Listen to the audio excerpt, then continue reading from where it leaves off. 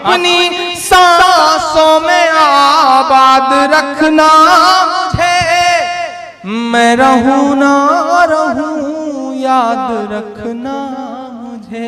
सुनेंगे नाज़रीन इमरान प्रतापरी की शानदार नज़्म। से पहले बता दो दोस्तों, UAPA के तहत जेल में बंद शर्जिल इमाम ने लिखा पत्र, बोले शाहीन बाग भारतीय इतिहास में मीम का पतझर है। चलिए पहले सुनते हैं इमरान प्रतापरी की नज़्म। तो आपसे गुजारिश है वीडियो को लाइक कीजिए और चैनल को जरूर सब्सक्राइब। मोहब्बत का अगर इम्कान होता तो घर में मीर का दीवान होता, तेरी महफिल में आकर सोचते हैं ना आते तो बड़ा नुकसान होता। तो आकर के आप यकीन करें कि मैंने इस मिट्टी की मोहब्बत का कर्ज चुकाया। मैं ये मिसरे पढ़ के आपसे विदा लेता हूँ, कैसे महसूस कर लेता हूँ दर्द को।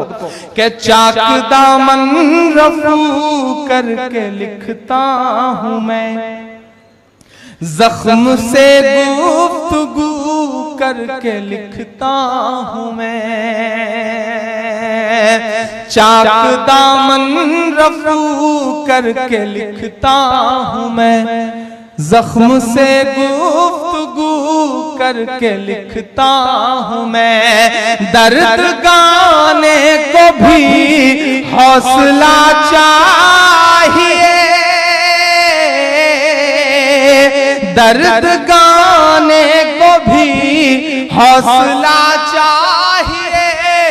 आंसुओं से वजू करके लिखता हूँ मैं, आंसुओं से वजू करके लिखता हूँ मैं। कोई बड़ी ख्वाहिश नहीं, बस आपसे इतना कहता हूँ कि अपनी सांसों में आबाद रखना मुझे। भटकल वालों, अल्लाह ने आपको नवाजा है, अल्लाह ने आपको बहुत दौलत दी है, अल्लाह ने पूरी दुनिया में आपका नाम किया है। मैं एक जिम्मेदारी भरी बात आखिर में शादी के इस फंक्शन में भी आपसे एक जिम्मेदारी भरी बात कह रहा हूँ। आपको मुबारकबाद देता हूँ कि आजादी के बाद पहली बार ऐसा हुआ है कि एक साल में 50 IAS IPS आपकी कौम के चुने गए। ये बहुत बड़ा आंकड़ा है, आपको मुबारकबाद देता हूँ। मैं हिंदुस्तान भर के मुशायरों में ये कह रहा हूँ कि सियासी तौर पे हो सकता है ये आने वाले जो 5, 7, 10 साल हैं हिंदुस्तान के, वो आपके लिए बुरे हो, लेकिन समाजी तौर पर अल्लाह का करम है कि कौम में पढ़ने का एहसास जागा है। अल्लाह के रसूल ने उस वक्त कहा था कि इल्म हासिल करना हो तो चीन तक जाना पड़े तो चीन तक जाओ। अल्लाह के रसूल ने ये बात कही है। कोई जरूरी नहीं कि चीन जाने का मतलब ये था कि मजहबी तालीम हासिल करने के लिए ही जाओ। अल्लाह के रसूल का इशारा शायद ये भी था कि दुनिया की जो बेहतर से बेहतर तालीम हो वो हासिल करो। अल्लाह ने आपको नवाजा है। पैसा बहुत कुछ तो होता है, लेकिन पैसा सब कुछ नहीं होता। अल्लाह ने आपको नवाजा है, एक एहसास बना लीजिए। मैं दुआ करता हूँ कि अगले आने वाले 2, 3, 4 साल बाद जब कभी भी मैं भटकल से आऊं तो मैं इस उम्मीद के साथ आऊं कि अल्लाह करे कि इस भटकल से मुझे 2, 4, 5 IAS IPS निकल के सामने आ जाए। ये शायद मेरे आने का सबसे बड़ा इनाम होगा। मैं आपसे गुजारिश कर रहा हूँ कि कारोबार में अल्लाह ने आपके हाथ में न जाने क्या बरकत दी है कि आप जिस कारोबार को छू लेते हैं मिट्टी को सोना बना देते हैं। भटकल वालों, इस बात की तायीद आपके दुश्मन भी करते हैं कि कारोबार के मामले में अल्लाह ने आपको मिट्टी को सोना बनाने का हुनर दिया। लेकिन मैं आपसे गुजारिश कर रहा हूं कि अल्लाह ने सब कुछ अच्छा रखा हुआ है। एक एहसास बना लीजिए। आप बच्चों को कारोबारी बना देंगे, खरबपति बन जाएगा, अरबपति बन जाएगा, बहुत पैसा कमा लेगा। MD बना देंगे, MBBS करने के बाद सर्जन बन जाएगा, अपने लिए पैसा कमाएगा, अपने परिवार के लिए पैसा कमाएगा। लेकिन अगर अपनी नस्लों को जुल्म से बचाना है, अपनी नस्लों को सिस्टम के जुल्म से बचाना है, तो अपने बच्चों को IAS बनाओ, IPS बनाओ, ब्यूरोक्रेसी का हिस्सा बनाओ। बिना इसके काम नहीं चलने वाला। और अल्लाह ने आपको हर चीज दी है, तो कम से कम अगर हर 10-5 परिवार से भी एक बच्चे के ऊपर आप लोग मेहनत कर दें तो क्या पता आने वाले वक्त में 2-4-5 साल में शहर से भी 10-15 IAS IPS निकल जाए। इस दुआ के साथ मैं आपसे ये कह रहा हूँ कि इस तरह हौसले आजमाया करो, मुश्किलें देखकर मुस्कुराया करो, 2 निवाले भले कम ही खाया करो, अपने बच्चों को लेकिन पढ़ाया करो। यह एहसास रख लीजिए और इन मिसरों के साथ मुझे विदा करिएगा कि दर्द गाने को भी हौसला चाहिए, आंसुओं से वजू करके लिखता हूँ मैं, अपनी सांसों में आबाद रखना अपनी सांसों में आबाद रखना मुझे, मैं रहूं ना रहूं याद रखना मुझे, याद रखना मुझे, याद रखना मुझे। बहुत शुक्रिया, बहुत मोहब्बतें। फिर से एक बार अपने छोटे भाई को शादी की बहुत मुबारकबाद। दोस्तों, इमरान प्रतापगढ़ी की नज़्म सुनने के बाद आप अपनी राय में क्या कहना चाहते हैं वो नीचे कमेंट बॉक्स में जरूर बताएं। हजरत वासिला बिन अस्क़ा रज़ियल्लाहु अन्हु रिवायत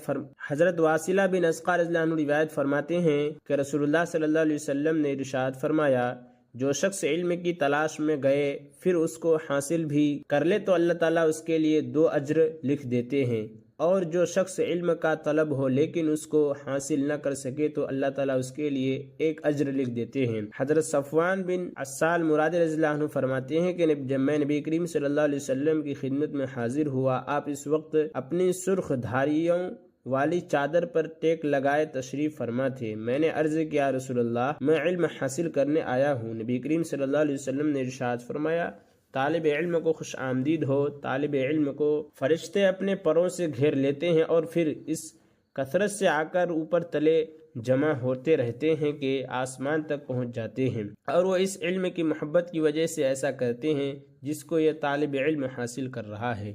हज़रत अबू वाक़िद लैसी रज़ियल्लाहु अन्हु रिवायत करते हैं कि एक मरतबा रसूलुल्लाह सल्लल्लाहु अलैहि वसल्लम मस्जिद में तशरीफ़ फरमा थे और लोग भी आपके पास मौजूद थे। इतने में 3 आदमी आए जो रसूलुल्लाह सल्लल्लाहु अलैहि वसल्लम की तरफ मुतवज्जा हुए और एक चला गया। वो दोनों रसूलुल्लाह सल्लल्लाहु अलैहि वसल्लम के पास खड़े हो गए। इनमें से एक साहिब को हल्का में खाली जगह नजर आई, वो इस जगह बैठ गए।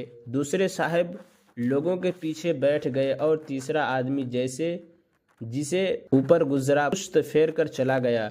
जब रसूलुल्लाह सल्लल्लाहु अलैहि वसल्लम हल्का से फारिग हुए तो इरशाद फरमाया, क्या मैं तुम्हें इन 3 आदमियों के बारे में न बताऊं? एक ने तो अल्लाह ताला के पास अपनी जगह बनाई, यानी हल्का में बैठ गया तो अल्लाह ताला ने उसे अपनी रहमत में जगह दे दी। दूसरे ने हल्का के अंदर बैठने में शर्म महसूस की तो अल्लाह ताला ने भी उसके साथ हया का मामला फरमाया, यानी अपनी रहमत से महरूम न फरमाया। और तीसरे ने बेरुखी की, अल्लाह ताला ने भी उससे बेरुखी का मामला फरमाया।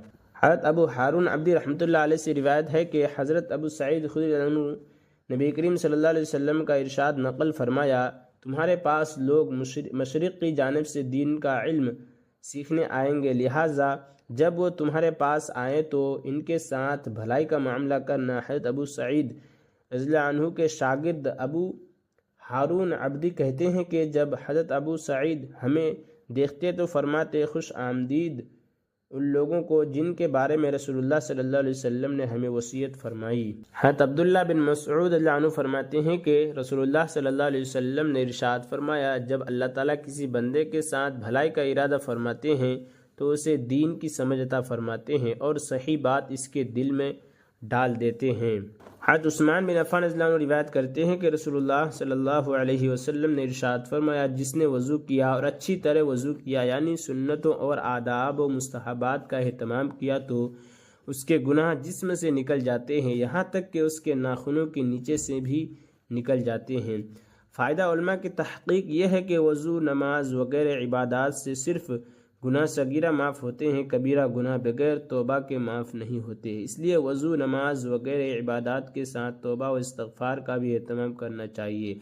अलबत्ता अल्लाह ताला अपने फ़ज़ल से किसी के गुनाह कबीरा भी माफ़ फरमा दे तो दूसरी बात है। हज़रत उस्मान बिन अफ़्फ़ान रज़ियल्लाहु अन्हु फरमाते हैं कि मैंने रसूलुल्लाह सल्लल्लाहु अलैहि वसल्लम को इरशाद फरमाते हुए सुना, जो बंदा कामिल वज़ू करता है, यानी हर उज़्व को अच्छी तरह 3 मरतबा धोता है, अल्लाह ताला उसके अगले पिछले सब गुनाह माफ़ फरमा देते हैं। हज़रत अबू हुरैरा रज़ियल्लाहु अन्हु फरमाते हैं कि मैंने अपने हबीब सल्लल्लाहु अलैहि वसल्लम को ये इरशाद फरमाते हुए सुना, मोमिन का ज़ेवर क़यामत के दिन वहाँ तक पहुँचेगा जहाँ तक वज़ू का पानी पहुँचता है, यानी आज़ा के जिन हिस्सों तक वज़ू का पानी पहुँचेगा वहाँ तक ज़ेवर पहनाया जाएगा। और इमरान प्रतापगढ़ी से जो खबरों और नज़मों के लिए हमारे इस चैनल को ज़रूर सब्सक्राइब करें। मिलते हैं किसी और वीडियो में ऐसे ही नई नज़म और नई खबरों के साथ। तो जब तक के लिए दीजिए मुझे इजाज़त और रखिए अपना ख्याल। आप देख रहे थे IR मुशारा मीडिया और मैं आपके साथ मोहम्मद साकिब। अस्सलामु अलैकुम व रहमतुल्लाहि व बरकातुहू।